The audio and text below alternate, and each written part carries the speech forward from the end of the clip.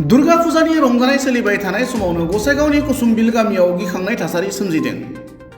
हाग्रानि मैदेर आरो मानसिनि गेजेराव जानाय दाङाबाजिया गोदान बाथ्रा नङा।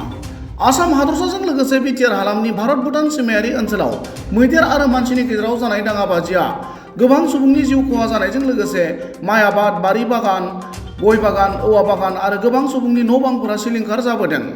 बे बिथिंनि जेंनाखौ हाग्रा बिफाना फोजोबस्रांनो नाजानायजों लोगोसे गोबां खामानि मावबोदों। नाथाय अब्लाबो मैदेर आरो मानसिनि गेजेराव जानाय दाङाबाजिया दासिम जोबनानै थाङाखै। अदेबानि सानफा एफा बारायबाय थानायसो नुनो मोन्दों।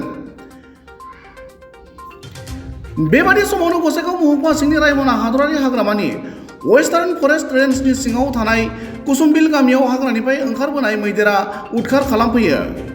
हाग्रानिफ्राय ओंखारबोनाय मैदेरनि गाग्लोबनायाव सासे सुबुङा खुनुरोखोमै रैखा मोनो होनना मिथिहोनायजों लोगोसे न'आव फिसिनाय मोसौ, मैसो, बोरमा बायदिफोरखौ गाग्लोबनानै जखम खालामलाङो होनना मिथिहोबावो। उनाव मैदेरखौ हाग्रायाव होहरनो थाखाय गामिनि गोबां रायजो राजाफोरा ओंखारबोयो। जाथायनि खौरां मोननानै हाग्रा बिफाननि मावथिफोरा जाथाय थिलियाव थांनानै रायजो राजाफोरजों लोगोसे मैदेरखौ हाग्रायाव होहरनो नाजाबाय थानाय जादों होनना मिथिहोयो।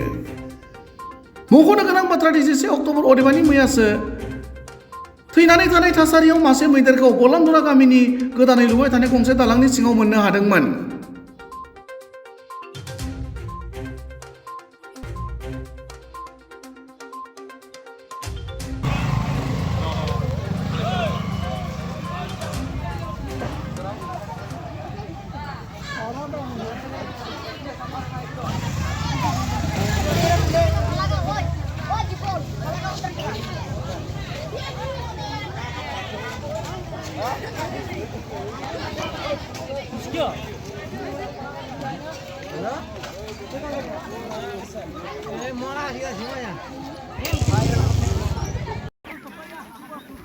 Untung lah ada.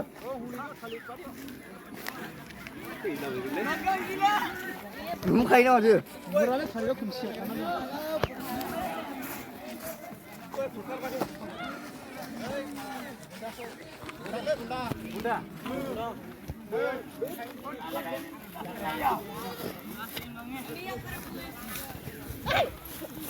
Mana sini? Stop aja mi ala luih aja muncul kita. Dikit cumi ala no. Lahan. Tuh.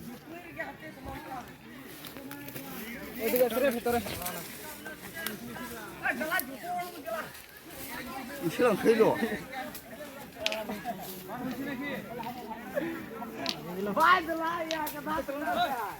Okey, asman nak ceri.